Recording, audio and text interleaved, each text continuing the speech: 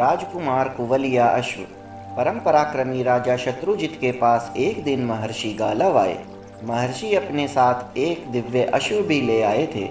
राजा ने महर्षि का विधिवत पूजन किया। महर्षि ने बताया, एक दुष्ट राक्षस अपनी माया से सिंह, व्याघ्र, हाथी आदि वन पशुओं का रूप धारण करके आश्रम में बार बार आता है और आश्रम को नष्ट भ्रष्ट कर देता है। यद्यपि उसे क्रोध करके भस्म किया जा सकता है, पर ऐसा करने से तो तपस्या का नाश ही हो जाएगा। हम लोग बड़े कष्ट से जो जप तप करते हैं, उसके पुण्य को नाश नहीं करना चाहते। हमारे क्लेश को देखकर इस कुवलय नामक घोड़े को सूर्य देव ने हमारे पास भेजा है। यह बिना थके पूरी पृथ्वी की प्रदक्षिणा कर सकता है और आकाश, पाताल एवं जल में सर्वत्र इसकी गति है। देवताओं ने यह भी कहा है कि इस अश्व पर बैठकर आपके पुत्र ऋतध्वज उस असुर का वध करेंगे। अतएव आप अपने राजकुमार को हमारे साथ भेज दें। इस अश्व को पाकर वे कुवलया अश्व नाम से संसार में प्रसिद्ध होंगे। धर्मात्मा राजा ने मुनि की आज्ञा मानकर राजकुमार को मुनि के साथ जाने की आज्ञा दी। राजकुमार मुनि के साथ जाकर उनके आश्रम में निवास करने लगे।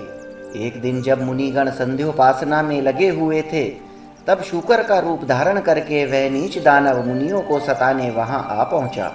उसे देखते ही वहां रहने वाले मुनियों के शिष्य हल्ला करने लगे। राजकुमार ऋतध्वज शीघ्र ही घोड़े पर सवार होकर उसके पीछे दौड़े। धनुष को खींचकर एक अर्धचंद्राकार बाण से उन्होंने असुर को बींध दिया। बाण से घायल होकर असुर प्राण बचाने के लिए भागा। राजकुमार भी उसके पीछे घोड़े पर लगे रहे। वनों, पर्वतों, झाड़ियों में जहां वह गया, राजकुमार के घोड़े ने उसका पीछा किया। अंत में बड़े वेग से दौड़ता हुआ वह राक्षस पृथ्वी के एक गड्ढे में कूद पड़ा। राजकुमार ने भी उस गड्ढे में घोड़ा फंदा दिया। वह पाताल लोक में पहुंचने का मार्ग था। उस अंधकारपूर्ण मार्ग से राजकुमार पाताल पहुंच गए। स्वर्ग के समान सुंदर पाताल में पहुंचकर उन्होंने घोड़े को एक स्थान पर बांध दिया और वे एक भवन में गए। यहाँ उन्हें विश्रवावसु नामक गंधर्वराज की कन्या मदालसा मिली। दानव वज्रकेतु के दुष्ट पुत्र पाताल केतु ने उसे स्वर्ग से हरण किया था और यहाँ लाकर रखे हुए था। वह असुर इससे विवाह करना चाहता था। जब मदालसा को पता लगा कि उस असुर पाताल केतु को राजकुमार ने अपने बाण से छेद डाला है, तब उसने ऋतध्वज को ही अपना पति वरण कर लिया। राजकुमार ऋतध्वज ने जब मदालसा से विवाह कर लिया, तब इस बात का समाचार पाकर पाताल केतु अपने अनुयायी दानवों के साथ क्रोध में भरा वहां आया। असुरों ने राजकुमार पर अस्त्र शस्त्रों की वर्षा कर दी, लेकिन हंसते हुए राजकुमार ने उनके सब अस्त्र शस्त्र अपने बाण से काट डाले। त्वाष्ट्र नाम के दिव्यास्त्र का प्रयोग करके उन्होंने सभी दानवों को एक क्षण में नष्ट कर दिया।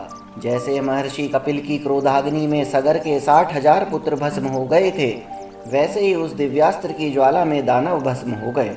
पत्नी के साथ राजकुमार उस अश्व पर चढ़कर पाताल से ऊपर आ गए। अपने विजयी पुत्र को आया देखकर उनके पिता को बड़ा हर्ष हुआ। समय आने पर राजकुमार ऋतध्वज कुवलयाश्व नरेश हुए। उनकी पत्नी मदलसा परम तत्व को जानने वाली थी। उन्होंने ही अपने पुत्रों को गोद में लोरी देते देते ही ब्रह्म ज्ञान का उपदेश दिया था। दोस्तों, ऐसी ही कथाएं सुनने के लिए हमारे चैनल को सब्सक्राइब करें। धन्यवाद।